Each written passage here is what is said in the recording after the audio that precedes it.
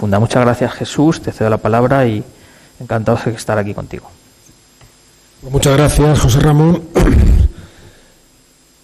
Decir que, bueno, la intención de esta charla es la de dar el contexto, la de explicar la importancia real que tiene San Pedro de la Mata.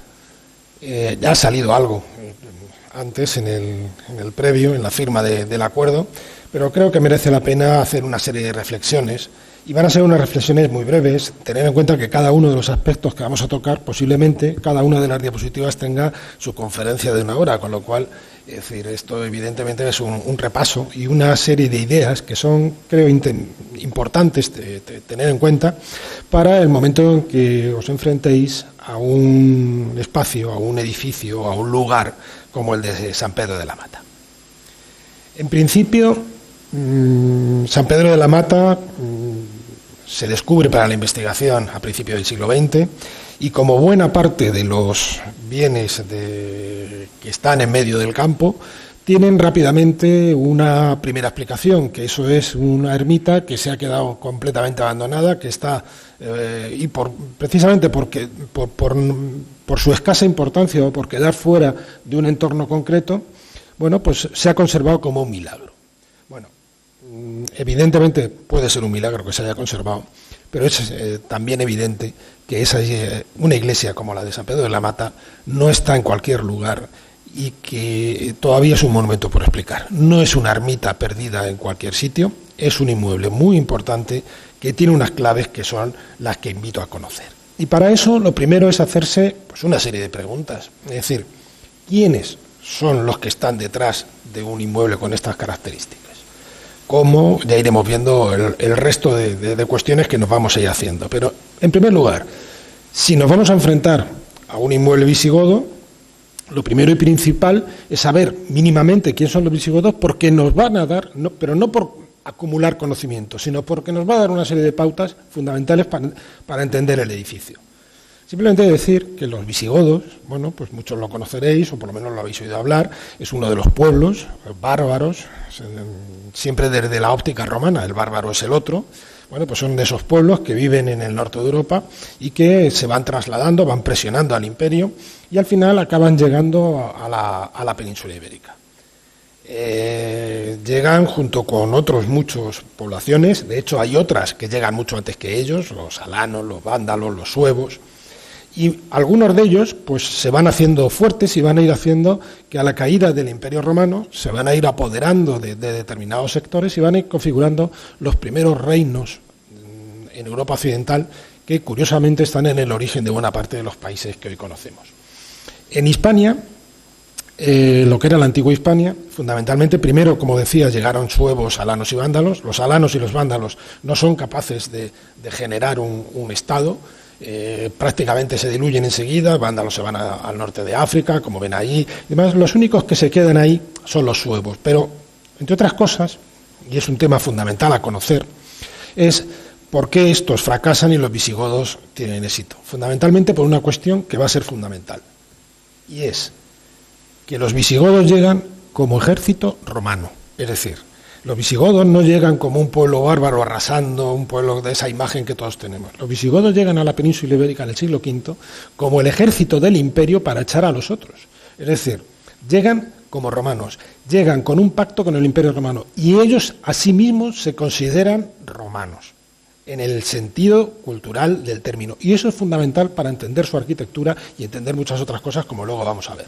También es fundamental ver dónde se asientan esos visigodos. Y ven ahí, tienen un plano de la península ibérica con las principales vías de comunicación. Bueno, pues fíjense qué cosa más curiosa. Aquí en lo que es Cantabria, Galicia y demás, es donde se asientan los suevos. ¿Qué ocurre? Que esta vía de comunicación se interrumpe. Llegan los bizantinos. ¿Y qué ocurre? Que esta vía de comunicación se interrumpe. ¿Cuál es la única vía que sigue manteniendo el interior de la península, que sigue comunicando, vertebrando la península para Roma? La que pasa por Toledo. Y curiosamente, ¿dónde se asientan los visigodos? A lo largo de esta vía. Simplemente teniendo esos elementos, teniendo esas ideas, vamos a entender mejor por qué llegan aquí los visigodos y qué cultura traen, qué elementos aportan. ¿Cómo y con qué problemas? También ha salido un poco antes, es decir, cómo llegan estos visigodos, qué cultura traen y qué problemas tenemos para entenderlo. Básicamente, el modelo que tenemos, la manera más habitual de enfrentarnos al mundo de los bárbaros es considerar que eran una serie de poblaciones que pasaban a sangre y fuego, que venían arrasándolo todo y demás. Bueno, esa es la manera con que muchos historiadores romanos quisieron hacernos ver ese momento, esa época, pero claro, era una visión absolutamente interesada. Ya digo que en el caso de los visigodos, por ejemplo, llegan como ejército romano, y en el caso de muchos otros son federados, son gente que en absoluto llega con este modelo de sangre y fuego. El Imperio Romano cae en buena medida por las contradicciones internas, mucho más que por las presiones externas. El hecho de que sea una visión interesada y una visión negativa afecta también a la consideración de lo que es el patrimonio visigodo. Si además tenemos otro elemento que nos impide valorar bien el pasado visigodo. Ya decíamos antes que frente a las grandes villas romanas, frente a los acueductos de Segovia, frente a los teatros romanos de Mérida, el pasado visigodo se va a caracterizar, el patrimonio visigodo, por casi una vuelta a la prehistoria. De hecho, ahí tienen los restos de una casa típica visigoda, que es un agujero en el suelo de una cabaña. El registro arqueológico de todo esto es mucho menos llamativo, pero también, cuidado, mucho más difícil de hacer desde el punto de vista arqueológico. Es decir, mucho más difícil detectar esto que un gran palacio. Es mucho más difícil de estudiar. ¿Eso qué hace? Pues que sea muy difícil valorar el pasado visigodo. No es tan fácil como ocurre con un monumento romano. Excavar un monumento romano es relativamente fácil. Excavar un inmueble, una realidad visigoda, es mucho más complejo. Eso incide en que tengamos un menor conocimiento.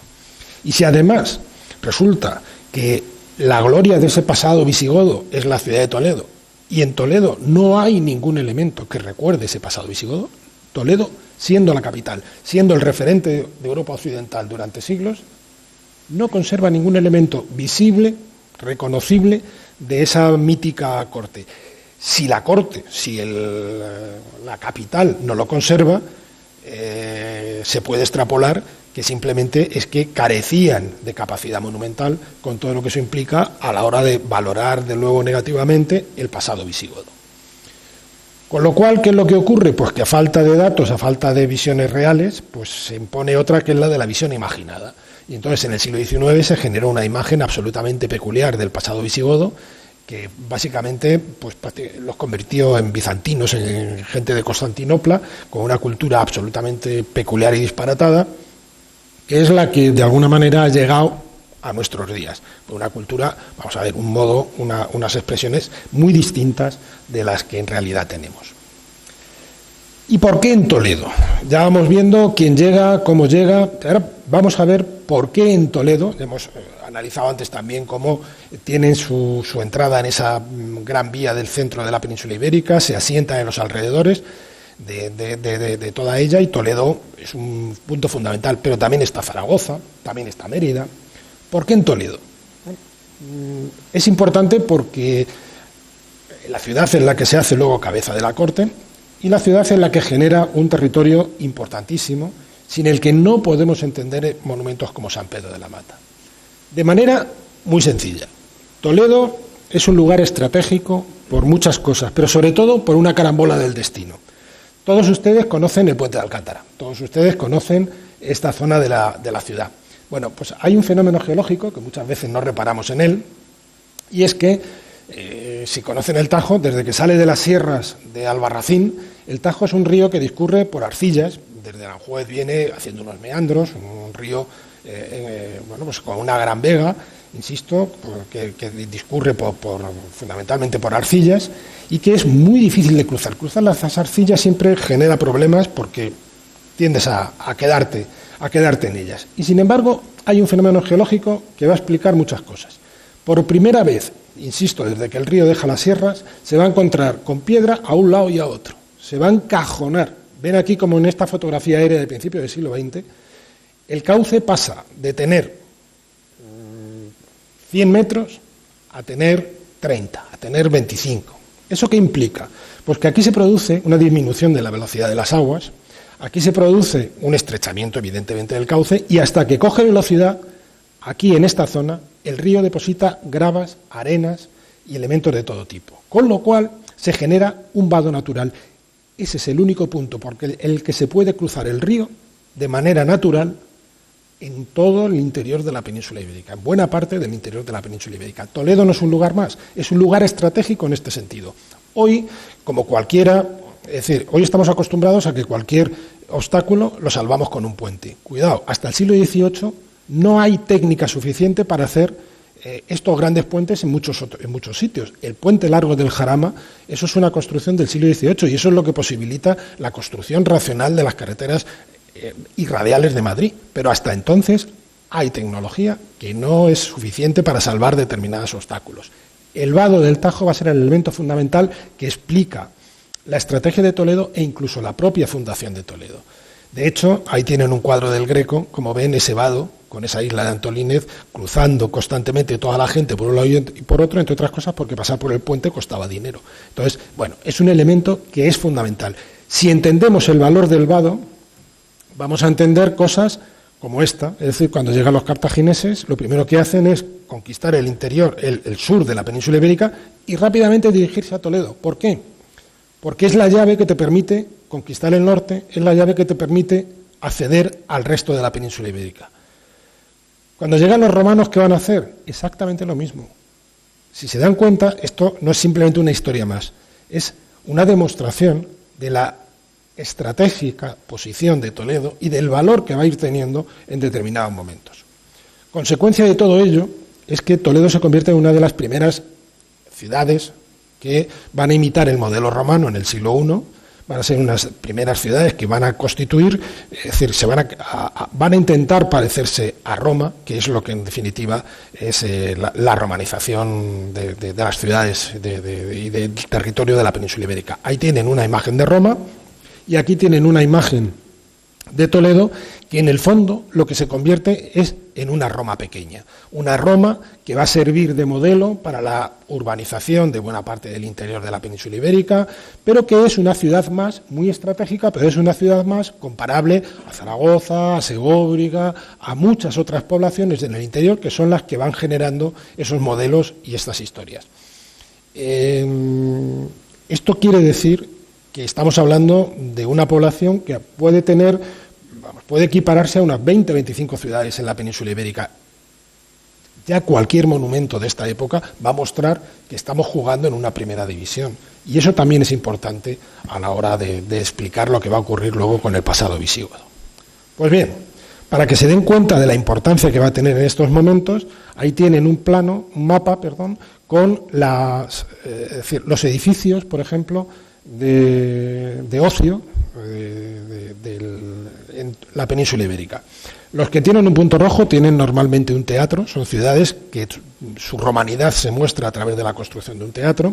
Los que tienen el punto azul lo hacen a través de dos grandes edificios, un teatro y un anfiteatro normalmente, y solamente los que tienen punto verde lo hacen con el equipo completo, por decirlo de alguna manera, que es teatro, anfiteatro y circo. Bueno, fíjense ya cómo Toledo va a ir destacando como lugar equiparable solamente a Mérida, que es la capital de la Lusitania, a Tarragona, capital de la Tarraconense, o a Hispalis y Córdoba, que son las grandes ciudades de la Bética. Ya estamos hablando de una ciudad a partir del siglo I, con unas determinadas características que van a hacer que aquí se vayan concentrando una serie de tipologías de edificios, bueno, pues que están ausentes en el resto de la península ibérica. Sin embargo, el gran momento de Toledo no es el siglo I. El gran momento de Toledo es a partir del siglo IV, cuando el Imperio Romano cambia radicalmente, ya no se basa en la ciudad, sino se basa en el poder del Estado. Y el poder del Estado entiende que hay unos lugares más estratégicos que otros.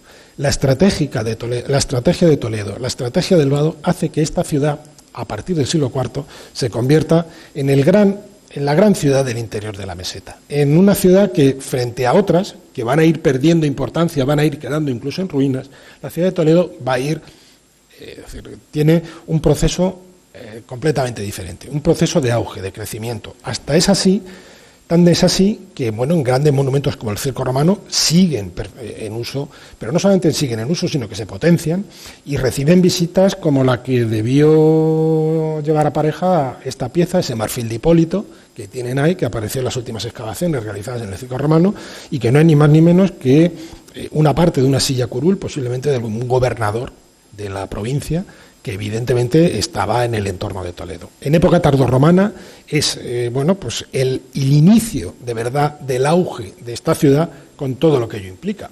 Y para mostrarlo, por ejemplo, si antes hemos utilizado los edificios lúdicos del siglo I, vamos a ver ahora algunos elementos que explican cómo Toledo va a ir cambiando y se va a ir convirtiendo ya en algo más que una ciudad de la meseta. Ahí tienen, por ejemplo, los asistentes al primer concilio que se celebra en la península ibérica, que es el año 306 en Granada. Si se dan cuenta, hay un cristianismo en la Bética, en Andalucía, bastante fuerte, y el resto son las grandes ciudades, las únicas que tienen comunidad cristiana con sede episcopal, por lo menos representativa, como para ir a un concilio. Bueno, estamos hablando ya de las grandes ciudades de época tardorromana, Emérita, Legio, Toledo y Zaragoza. Si vemos dónde estaban las comunidades judías documentadas en el siglo IV, curiosamente vuelven a tener, vuelvo para atrás, vuelvo para adelante, prácticamente reproduce el mapa anterior. Pero si vamos a elementos ya de cultura material, como son los sarcófagos, por ejemplo, se darán cuenta cómo hay una distribución en torno a la costa y cómo hay una excepcional distribución en el entorno de Toledo. Tengan en cuenta que los triangulitos no nos valen. Los triangulitos son imitaciones locales con un valor muy relativo. En Toledo, incluso el triangulito este que tenemos ahí es excepcional porque no es romano, es que encima es de Constantinopla, como ahora veremos. El resultado es que en el entorno de Toledo tenemos todo este tipo de piezas que forman parte de los elementos de mayor prestigio, de mayor poder de las élites tardorromanas y que, curiosamente, como les decía, fíjense dónde están. Es decir, están de una manera muy evidente en el entorno de la ciudad, ni siquiera en Mérida, ni siquiera en otros puntos que podríamos considerar que tuvieran más importancia. ¿Qué quiere decir eso? Pues que Toledo ya a partir del año 350-400 se está convirtiendo en el centro de todas unas élites y además que son capaces de generar unas tipologías, unos inmuebles que van a ser importantes y que también nos ayudan a entender lo que está ocurriendo en el territorio. Ahí tienen arriba, es una recreación del Palacio de Carranque, del edificio del aula de la villa romana de Carranque. Bueno, todos habrán oído hablar de ellos, si no lo conocen, es un edificio fantástico y tal, pero es un edificio muy importante y ahora veremos por qué. Abajo se ve ahí, es una sección, un dibujo del mausoleo de las Vegas de Pueblanueva. Pues bien, lo digo para que se den cuenta de la importancia que está teniendo ya Toledo en estos momentos, es de dónde proceden estos edificios y qué lecturas nos aportan para entender el lugar y entender también estos inmuebles. Ahí arriba tienen, como les digo, la fachada del Palacio de Carranque. Esa es la fachada del Palacio de Diocleciano en Spalato, que es el inmueble que lo cambia todo. Bueno, aquí estamos hablando de los grandes edificios que son referentes en todo el imperio. Las muestras yo creo que son evidentes. Y abajo lo tienen igual. Abajo es el mausoleo de Diocleciano en Spalato, es decir, con una salvedad. El inmueble que tienen ahí dibujado, el de las Vegas de Pueblanueva, es mayor que el de Diocleciano. Es incluso mayor. Eso, bueno, nos está hablando de que las élites que están en el entorno de Toledo no son unos ricos nuevos, no son unos recién llegados, sino que estamos hablando de la nobleza de una zona muy concreta que a partir del año 400 se va a convertir en la líder del imperio. Recuerden que Teodosio y todo el clan hispano tienen su origen en estas zonas del interior. Tan es así que aquí les traigo simplemente en este maravilloso díptico de Flavia Serena y su marido Estilicón, y su hijo por ahí aparece Euquerio. Bueno, pues Flavia Serena Claudio Claudiano, que es el poeta de la corte de Honorio, cuando describe la boda de estos dos individuos, describe perfectamente cómo Flavia Serena tiene su origen en las aguas del Tajo, es decir, la canta su origen en las aguas del Tajo, porque es la propietaria, es miembro de una de estas familias del entorno de Toledo, de estos grandes edificios que estamos viendo aquí. Con lo cual, ¿qué quiero decir con esto? Esto que significa que en torno al año 500, aproximadamente, Toledo, el entorno de Toledo era un lugar plenamente monumentalizado, un lugar con un campo donde eran visibles estos grandes complejos monumentales. Era un lugar con una arquitectura y una cultura increíblemente desarrollada frente a otras muchas zonas. Tan es así que la ciudad de Toledo se convierte también en referente de, una vez que cae el imperio, una vez que cae la parte administrativa del imperio, se va a convertir en un foco de romanidad que en torno a su obispo se va a constituir prácticamente como una república capaz de negociar el mantenimiento de la ciudad, de su nobleza, de su riqueza, y eso es lo que le va a hacer pues que se convierta en referencia para el reino visigodo. Simplemente decir que, por ejemplo, ahí tienen el mausoleo de Gala Placidia. Bueno, es que Gala Placidia es prima de nuestra Flavia Serena.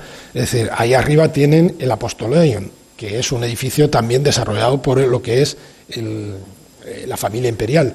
Si ven el mausoleo de Gala Placidia, porque lo otro es una reconstrucción, una idea porque no se conserva, pero si ven el mausoleo de Gala Placidia y ven Santa María de Melque o ven algunos de los edificios visigodos de Toledo, verán que no estamos, es decir, que no se parte de la nada, sino que se parte de una realidad lógica en el entorno de esta ciudad, que no es posible en otros sitios.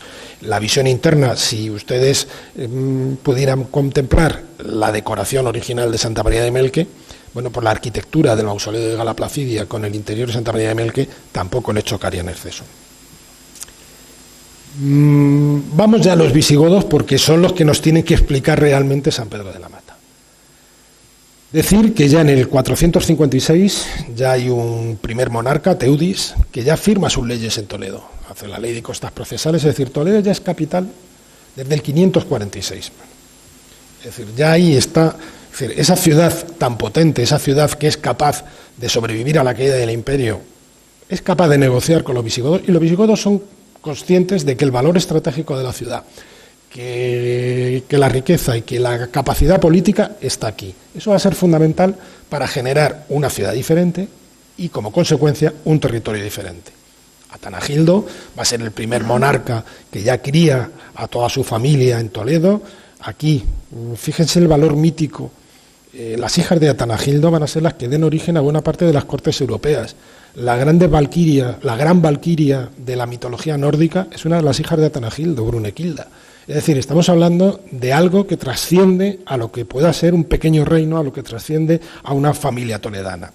Y eso se va a ir complicando en el tiempo con figuras como Leovigildo, que va a ser el que va realmente a montar las bases del reino visigodo de Toledo, y lo va a hacer como romano. ¿Recuerdan lo que les decía, que venía como ejército romano y como federador de Roma? Leovigildo se considera un romano más. Él emite moneda, él funda ciudades como los emperadores romanos, y además lo hace pues en lugares tan cercanos como Recópolis, en honor a su hijo. Es decir, hay un comportamiento, una realidad que es muy distinta de la que vemos en otros lugares de Europa occidental.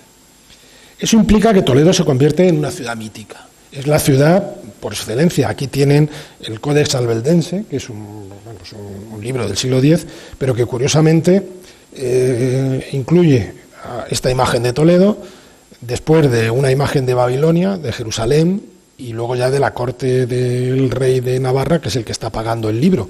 Pero eso, es decir, Toledo se convierte en la ciudad de referencia capaz de compararse con ciudades, insisto, como Babilonia o como Jerusalén. Eso implica lo que implica. Ahí tienen, por ejemplo, otra visión en otro códice medieval, el Códice de Rodal, donde también Toledo aparece como esa Jerusalén celeste.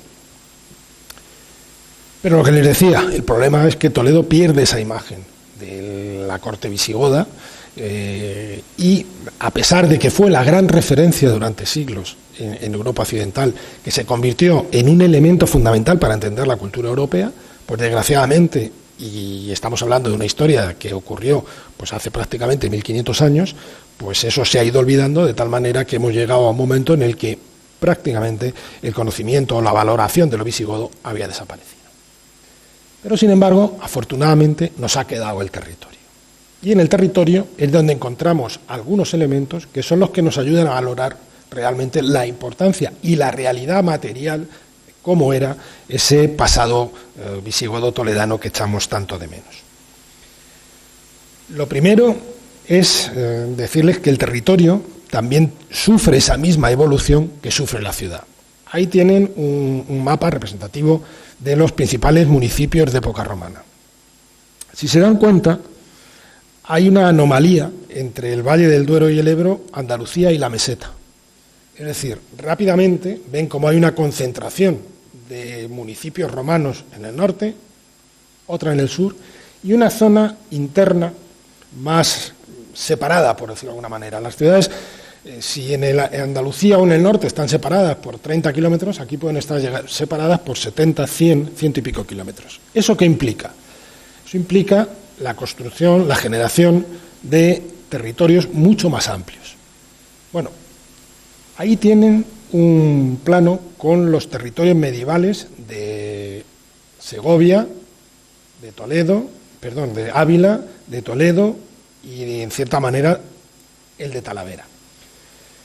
Estos términos medievales son prácticamente una reproducción de los que hubo en el mundo antiguo y a partir del siglo I.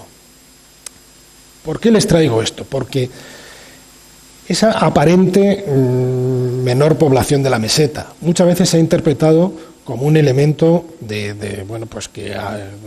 residual, como un elemento de que estábamos en una zona de segunda división.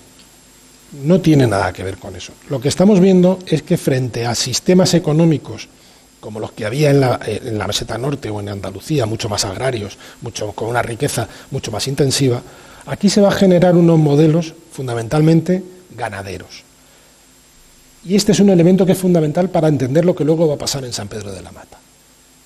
Estamos hablando de una cultura fundamentalmente ganadera, de tradición ganadera, que aprovecha el vado del Tajo para generar grandes rebaños trashumantes. Estamos hablando de una cultura que necesita, para prosperar, de espacios muy amplios.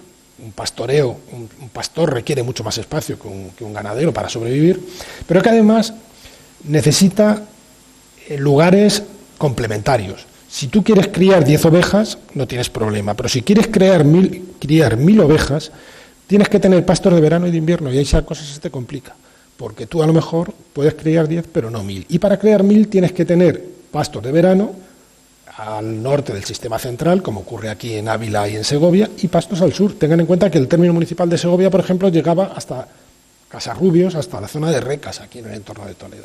Pues lo mismo va a ocurrir con Toledo, de tal manera que los pastos van a ser de invierno en el entorno de Toledo y de verano en el entorno de Toledo, en las grandes vegas, en la vega del Guadiana, en la vega del Tajo, y los pastos, los de verano de estiaje, en toda la zona de los montes de Toledo. ¿Qué implica esto?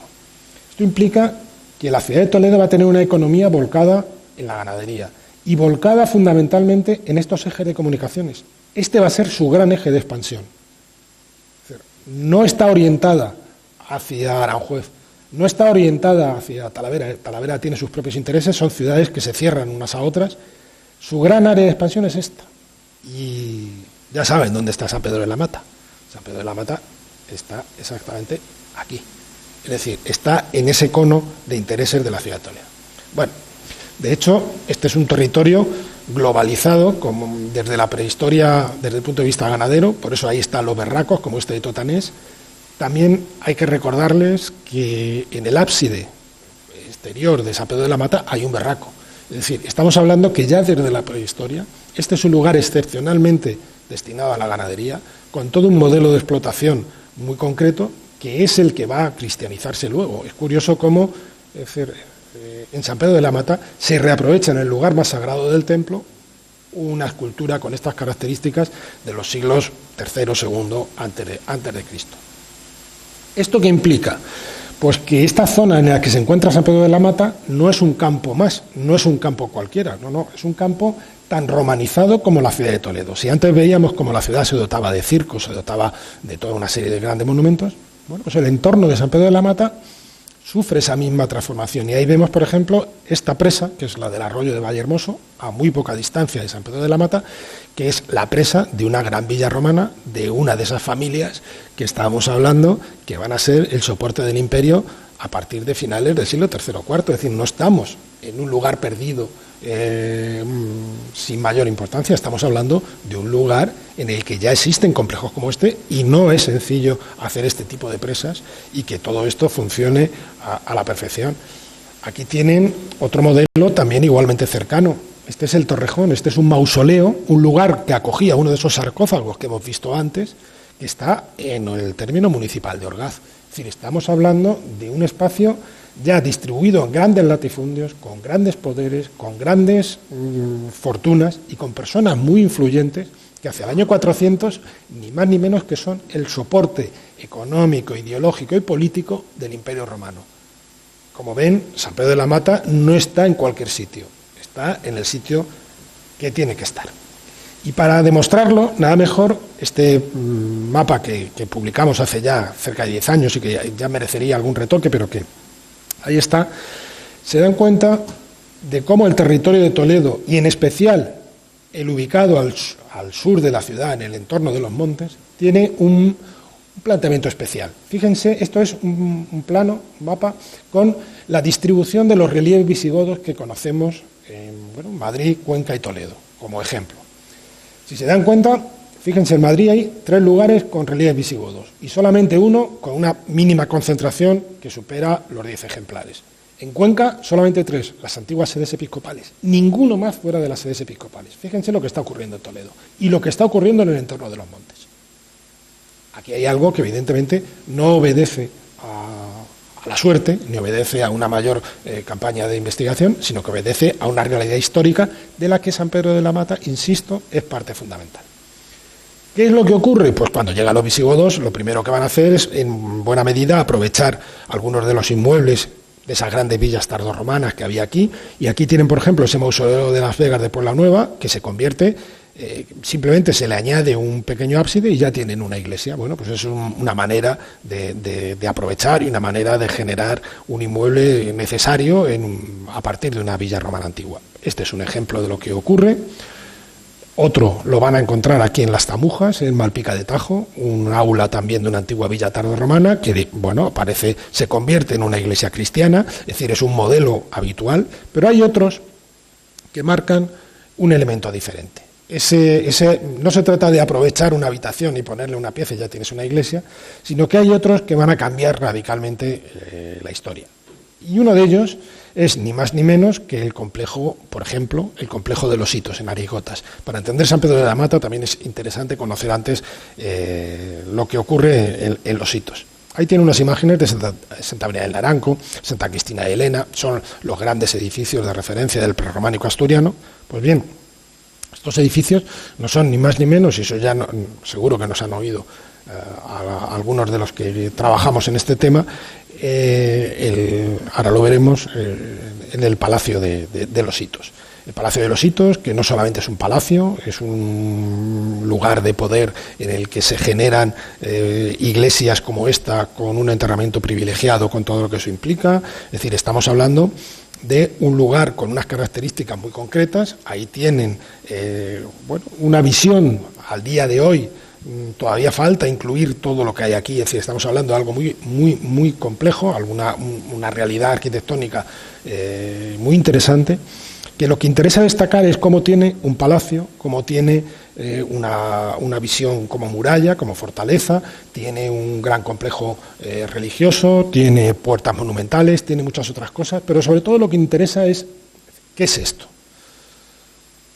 Esto no es ni más ni menos que lo que les decía antes que era necesario entender. Los visigodos llegan aquí como romanos y las grandes élites visigodas se van a comportar como romanas y de hecho ellos van a intentar lucir siempre que son más romanos que nadie. Y una de las maneras de hacerlo, y para representar el poder, tengan en cuenta que ustedes como arquitectos son privilegiados en este sentido. En el siglo VI no hay registro de la propiedad, no hay medios de comunicación, no hay. Si tú quieres demostrar tu poder, lo tienes que hacer en piedra y tiene que quedar ahí por lo largo de los siglos. Es decir, la manera de representar el poder en la España visigoda es a través de la construcción de grandes edificios. Y esos grandes edificios se hacen a la manera romana, y la manera romana es esta. Es decir, esto es la reinterpretación de las villas romanas, tipo la de Carranque, tipo la de la Vega de Puebla Nueva, en el siglo VI. Es algo que no se hace en ninguna otra parte de Europa, salvo en el norte de Italia. Estamos hablando de algo verdaderamente también tan excepcional como, bueno, pues como algunos de los edificios o de los hallazgos que hemos visto con anterioridad. Los hitos muestra cómo sobrevive ese modelo fundiario, es decir, ese modelo de grandes fincas, cómo sobrevive bueno, pues esa arquitectura de la representación ligada a unas élites. ¿Dónde están esas élites visigodas? Pues cerca de la capital. Y más tengan en cuenta otro aspecto. Al final siempre la historia, la arqueología, la política da las pautas para entender muchas cosas, entre otras la arquitectura. Estamos hablando de una monarquía visigoda, una monarquía electiva, es decir, no era rey por la familia, había muy pocas familias en las que podían salir los reyes, pero al final tú no eras rey por ser hijo de, sino por ser miembro de una familia que luego eres elegido. ¿Cómo podías ser elegido? A través de la representación de tu poder, con lo cual todas esas familias están haciendo complejos de poder como este, y más en los sitios más visibles, y en los sitios que dominaban mejor la economía, las explotaciones y demás, que ya digo, están todas concentradas en esta zona de los montes. Bueno, eso es lo que ocurre, por ejemplo, ya hemos visto los hitos, pero es lo que va a ocurrir también en Santa María de Melque. Ahí tienen un plano de Santa María de Melque, pues se conoce normalmente a la iglesia, pero no somos conscientes muchas veces de que la iglesia es lo que se ha conservado. Tendemos a conservar más las iglesias que los palacios, porque las iglesias son esos lugares santos que han pervivido. Sin embargo, Santa María de Melque, hoy lo conocemos como ermita, como iglesia, pero en su momento formaba parte de una realidad, de un complejo mucho más importante, un complejo de poder. Es decir, estamos hablando de otra de esas villas romanas reinterpretadas. Tan es así, fíjense hasta qué punto eso importa, que estamos hablando del lugar de enterramiento de un solo señor. Esto se construye para el enterramiento de este individuo que está aquí. Este arco solio forma parte de la fundación del templo, es el origen de todo. Bueno, este señor que se entierra aquí y que genera este espectacular edificio que estaba decorado completamente con estucos, con colores, con toda una decoración que sería interesantísimo, pero que es cuestión de otro motivo, no para valorar San Pedro de la Mata. Bueno, todo esto nos está hablando de esa realidad que tenemos que entender como de unas familias muy concretas, de unos monarcas, y que están haciendo, fíjense, este tímpano, y fíjense cómo tallan las esquinas en forma de columna, están haciendo templos romanos. Es decir, ellos están intentando en el siglo VI-VII mantener la romanidad, mantener un modelo imperial. ¿Y todo esto quién lo está haciendo? Pues lo está haciendo, ya decimos, los nobles de la corte, pero cuidado, lo están haciendo los reyes visigodos. Si ven el nombre de Melque, aparece por primera vez en documentos del siglo XII y aparece citado como Batal Melek. Batal Melek significa Batal, es un poco Balat, es como el baladí, ahí viene nuestro término baladí, es el lugar, pero el lugar como lugar concreto del Melek. Bueno, Melek, en árabe quiten las vocales, Mulk, son los reyes, es el lugar del rey. Es decir, estamos hablando probablemente de un enterramiento regio. Los hitos, ya han visto antes que les he dicho la tumba esa que había, estamos hablando probablemente de otro enterramiento, si no regio, muy relacionado con alguna de las familias de la monarquía.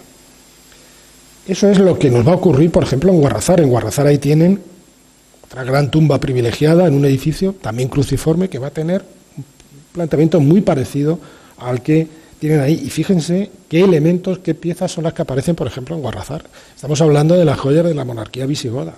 Pero es que eso mismo ocurre en San Pablo de los Montes, también en esta misma comarca en el entorno de San Pedro de la Mata, con otro gran monasterio. Hoy tiene esta visión rusquiniana, romántica y demás, pero fíjense cómo, es decir, cuando se enfrenten a San Pedro de la Mata, nos están enfrentando a un lugar único, se están enfrentando a un lugar absolutamente excepcional dentro de la arquitectura de su tiempo.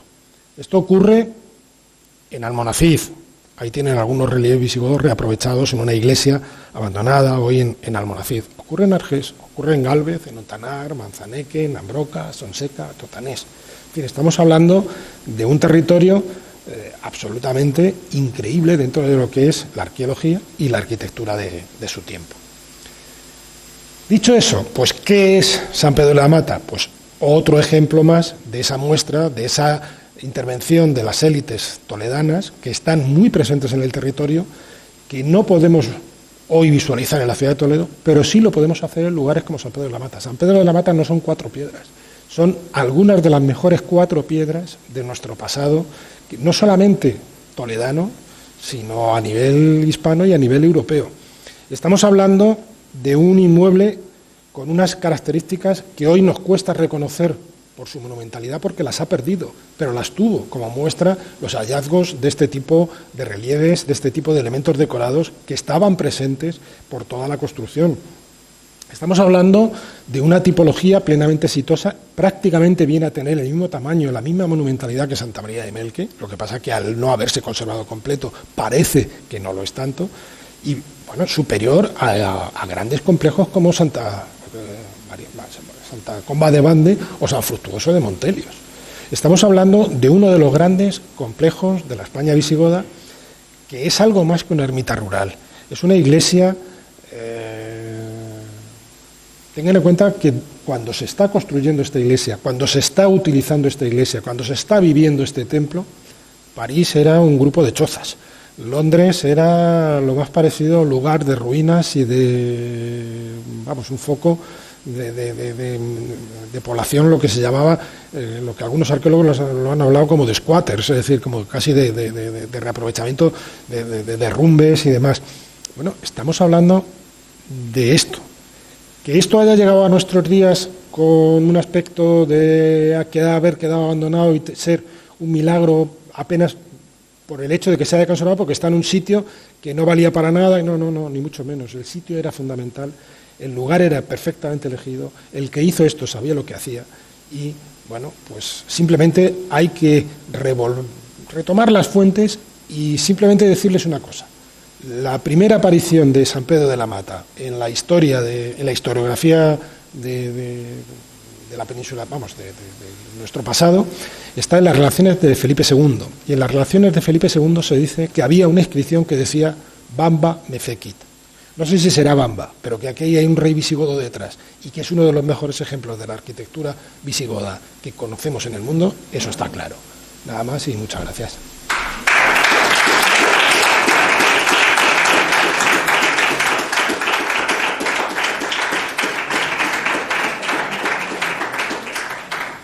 Pues a vuestra disposición, porque ya os he comentado que cualquiera de estas imágenes, cualquiera de estos temas, evidentemente requieren una mayor explicación.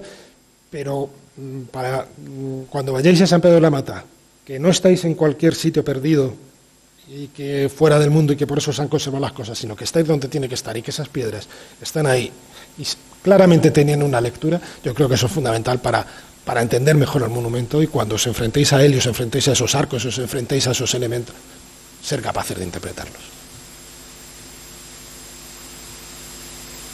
Pues encantado de haber compartido este ratito. Sí, Juan. Bueno, perdonad, llego tarde, también sabéis, a un poquito alcalde, saludado y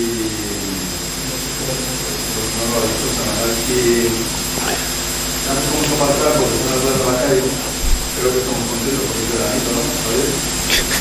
No me pareció mal, y ahora estamos por ahí no me pareció mal lo que compraron.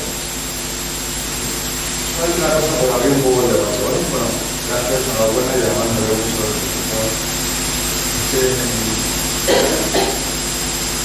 Bueno, nosotros vamos a ir a Córdoba, vosotros estáis a través de nosotros, el día 4 de abril, vamos a ir a Córdoba este año con los estudiantes que vamos a visitar un la mezquita de Córdoba, con Gabriel Cabrero. Luego iremos también a Sahara y lo que organizando el programa. Pero lo que quiero llegar con esto es que cuando Gabriel Cabrero, que ha sido el conservador y es el conservador de la mezquita de Córdoba, nosotros como Moneo, con él, creo que ya muchos años de intervención mucho más. Resulta que hablando con él muchas veces, yo le digo, Gabriel, enhorabuena, porque nadie sabe lo que has hecho aquí. Nadie sabe lo que has hecho. Y me dice, si se queda haciendo lo que he hecho de todo. Pero cuando vamos allí, parece que el mundo de la mezquita de Córdoba es impecable, lo vemos tal cual hoy en día, y se ha intervenido en multitud de puntos.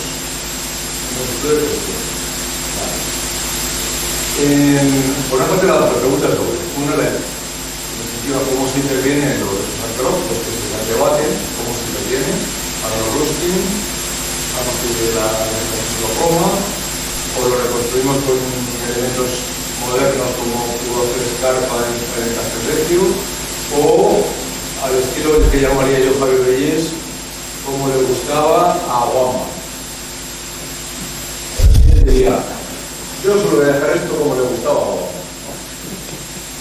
Esa es la primera cosa. Porque yo creo que lo que tendremos que entrar en esto tarde o temprano. Me ha encantado la imagen que está el circo a medio construir. Yo creo que eso ha ido muy bien. Y también las sendas de la Vega Baja, con las de vueltas y tal. Yo creo que cuando la gente dice, ¿qué habrá que hacer aquí? Yo diría, lo que ya había. ¿Qué había? Pues vamos a ver lo que había, no te olvides.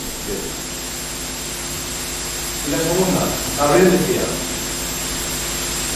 los romanos, en realidad las mezquitas romanas, y dijo, todos somos romanos. Entonces, yo creo que los visigodos romanos eran romanos, querían ser romanos, y yo creo que nosotros también. Empezando por el final, vamos a ver, los árabes son más romanos que nadie. Es decir, vamos a ver, los árabes vienen de una cultura del desierto, y lo primero que hacen es, cuando llegan a Damasco, vamos a ver, la mezquita, la gran mezquita de Damasco, no es es una mezquita maravillosa, pero es un templo bizantino que es el Imperio Romano de Oriente. Es decir, ellos, la musivaria, todo, ellos son romanos, y además ellos siempre tenían una predilección por lo que llamaban el mundo de los antiguos. De hecho, por ejemplo, cuando Abderramán III se declara califa, lo que hace es lucir romanidad.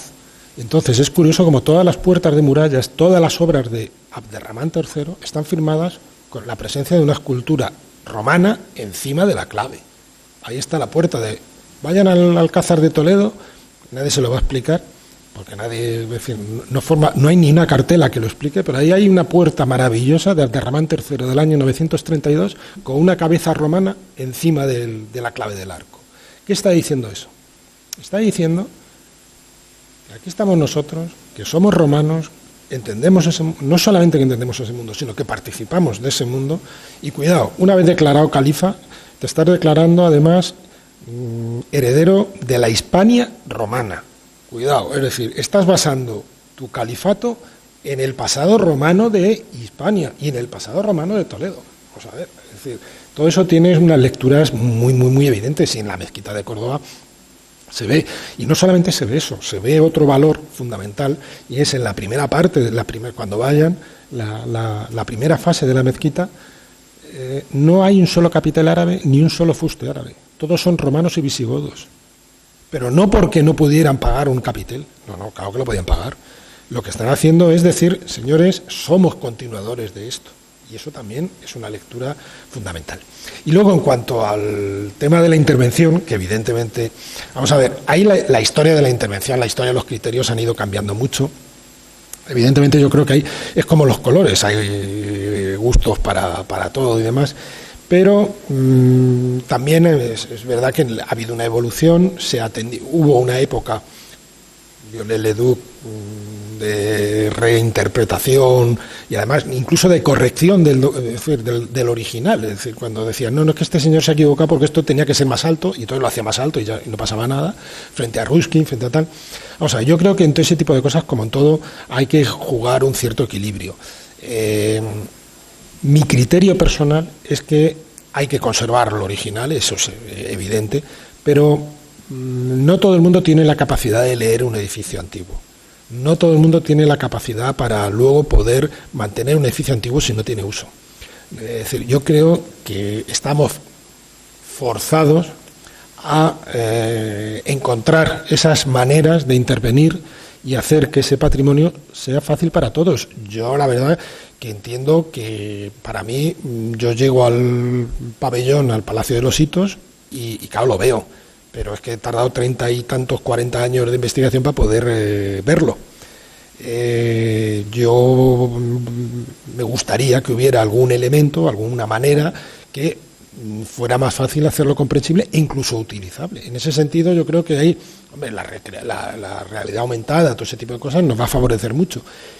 Pero hay temas como es el uso de todos esos espacios y el mantenimiento y demás, y yo creo que ahí hay un elemento que es fundamental, y ahí tiene que ser los arquitectos, los nuevos arquitectos, los que aportéis esas visiones, los que deis con esa tecla de ese compromiso, de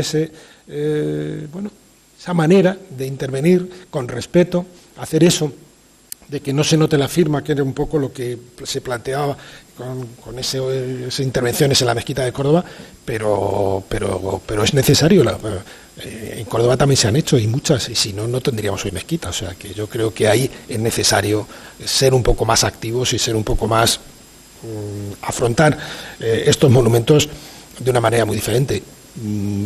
Simplemente, por ejemplo, San Juan de Baños es una iglesia que en su momento, en el siglo XI-XII, podía estar, pues como está hoy, completamente arrumbada, abandonada, sin cubierta y nada. Se le puso una cubierta en el siglo XII, siglo XIII, y gracias a eso hoy parece una iglesia visigoda completa. No, es una iglesia del siglo XII, siglo XIII, con los 2 primeros metros de época visigoda. Bueno, es un ejemplo de lo que ha ocurrido en el tiempo y cómo el tiempo eso lo ha asumido bien.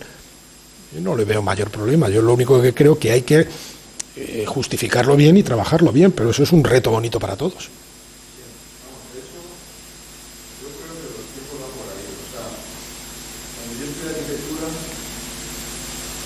Lo que mandaba era lo que se llamaba la operación escala, es decir, lo antiguo se conserva y le pongo unos cuantos hierros por aquí bonitos, y entonces se ve claramente lo nuevo sobre lo antiguo. ¿Qué pasó? Escarpa era un genio, pero los que siguieron la escarpa en segunda y tercera derivadas empezaron a poner hierros por todas partes, tonterías, y aquello es como, por ejemplo, cada vez que voy a ver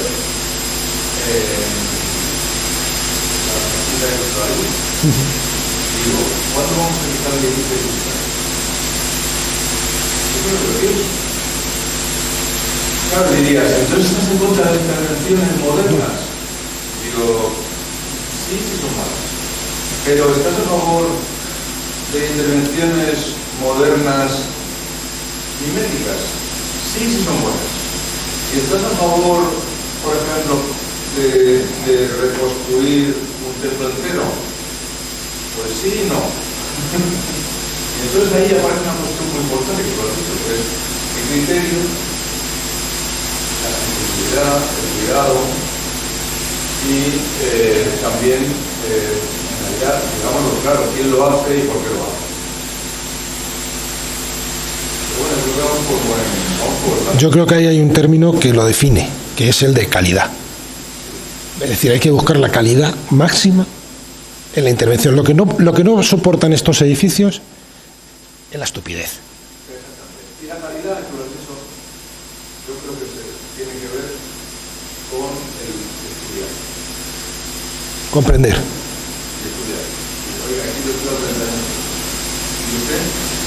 Yo nada. Bueno, vamos a quiere estudiar, yo no sé. Parece absoluta. Vamos a ver, es decir, a partir del conocimiento, cuando tú entiendes ese edificio, entiendes para lo que ha servido, entiendes, vas a ser capaz de dar una lectura que puesta en nuestros días tiene también su importancia. Es decir, ese es el valor. Entonces yo ahí creo que es fundamental el trabajo de tener visiones diferentes, unir la visión arquitectónica con la de los arqueólogos que nos dedicamos a todo eso. Esta visión multidisciplinar, pero luego, al final, llegar a ese proyecto que, insisto, tiene que ir por la vía de la calidad. Es evidente que tenemos ejemplos de cómo se llevó a extremos insospechados esa manera de reinterpretar, de rehacer. Por ejemplo, aquí tenemos en España la mala visión que aportó el tema de la reconstrucción del Teatro Romano de Sagunto, que fue un modelo que, de hecho, fue el que obligó en la Ley 16/85 a prohibir la reintegración de determinados, la recreación de determinados elementos y demás. Bueno, a veces no nos damos cuenta que Mérida también es toda una reintegración. Es decir, que cuando uno mira la escena del Teatro de Mérida, cualquiera que quiera que vea una fotografía de la Alhambra en el siglo XIX, que vea una fotografía de Mérida en el siglo XIX y vea el frente de escena del teatro. No existía. Y muchas otras cosas. Con lo cual, hoy sería difícil plantear la reconstrucción de la escena del Teatro Romano de Mérida. Hoy, sin esa escena, el Teatro Romano de Mérida no sería lo que es. Hay una cosa que tiene en España que sí que tenemos muchísima suerte, y es que no nos pasó como le pasó a Alemania con la Segunda Guerra Mundial. Es un país que quedó arrasado completamente. Claro, en un país que queda completamente arrasado, la ruina no tiene gracia. La ruina tiene gracia cuando está todo muy bien y la ruina está ahí para verla. Pero en esta situación realmente salvaje, donde desaparece un país, yo creo que ese debate ni existiría, que oiga, déjese de tonterías, aquí necesitamos ver algo. Y yo creo que es lo que pasa en la Vega Baja. En la Vega Baja pasa una cosa. Espero verlo. Y no sea, tú eres el arqueólogo que sabe, no sé cuál es el valor de los restos arqueológicos de los visigodos. Lo que sí sé es que son muchos. Y como son muchos, si algún día se limpiara eso, sería una especie de Pompeya. Y si se diera eso, este lugar sería mucho más conocido en el mundo entero. Entonces no entiendo cuando alguien dice, bueno, es que se van a llevar una piedra, y dice, bueno, pues pon otra. Eso, a ver, pues no mira, eso son las piedras. Pero hay algo como de no querer disfrutar, de ver, que no soy capaz de comprender. Bueno, yo ahí te comentaría, vivimos en una ciudad que generó un modelo turístico exitoso a finales del siglo XIX, principios del XX, se generó esa visión de ciudad monumental y generó mitos como el del Greco. Es una ciudad que está llena, convencida de que tiene un modelo imbatible, pero que es suficiente. No lo es. Es decir, esta ciudad está convencida de que con su catedral y con su Greco puede aspirar a todo. Y evidentemente puede aspirar a mucho. Pero es que puede aspirar a más. Vamos a ver. Y lo uno no quita protagonismo al otro. Al revés, se lo añade. El Greco era un magnífico conocedor de la antigüedad. Pero un magnífico conocedor. Si alguien ve el plano, el cuadro Vista y Plano de Toledo, el circo romano aparece perfectamente representado con una reivindicación de lo que es el mundo antiguo, y ahí tiene una reivindicación del pasado visigodo y del pasado emblemático de esta ciudad, de esa ciudad mítica del siglo VI-VII, impresionante. Bueno, todo eso es lo que podemos perder en Vega Baja, pero podemos perderlo no por su aspecto monumental, sino por su aspecto histórico, por su aspecto de paisaje, por su elemento de conformación de ciudad. Con la pequeña charla que les he dado, la importancia de la ciudad de Toledo en el siglo VII no es la de cualquier ciudad. Es decir, no estamos hablando de algo que podamos recuperar en cualquier otro sitio, estamos hablando de algo verdaderamente excepcional en todo Occidente. ¿Que no es monumental? Bueno, pero en nuestra historia, en nuestro patrimonio, y es posiblemente de lo mejor que tengamos. Si eso lo tuviéramos bien atendido y fuéramos capaces de sacarlo adelante, desde luego sería, yo creo que una de las grandes aportaciones del patrimonio español a la cultura actual.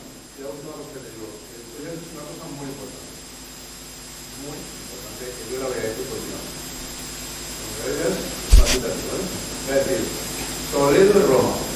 Sí, sí. Toledo es Roma. Es más, Me parece que es una jugada maestra. Me parece que Toledo es Roma. vamos, y eso que lo digamos en un sitio que se está en lo que se llama Roca Tarpeya. Bueno, de hecho, hay una historia muy divertida en ese sentido. O sea, la historia da mucho juego, pero esa comparación de Roma con Toledo, siempre se ha hablado de Toledo, la segunda Roma, pero en el siglo XVI-XVII, para mostrarla, hay un momento clave en la historia de Toledo, que es cuando Felipe II sale por bisagra y ya no vuelve con la corte. Ahí la ciudad se mira un poco y entonces quiere lucir un pasado más evidente, y a partir de ahí pone a toda una legión de historiadores a buscar unos orígenes que nunca pueda lucir Madrid. Y de hecho, bueno, pues lo que hacen es decir que Toledo era no solamente la segunda Roma, es que los historiadores, cuando se les acaba las comparaciones, y de Roca Tarpeya y de tal y cual, dicen que los libros de la historia de Tito Livio y tal están equivocados, que el primer fundador de Roma no es Rómulo y Remo. El primero es la princesa Ítala, que es hija de un rey toledano, y que los toledanos son los que le dicen a su hija cómo tiene que construir Roma. Y eso ya se decía aquí en el año 1600, ya se decía aquí, con lo cual...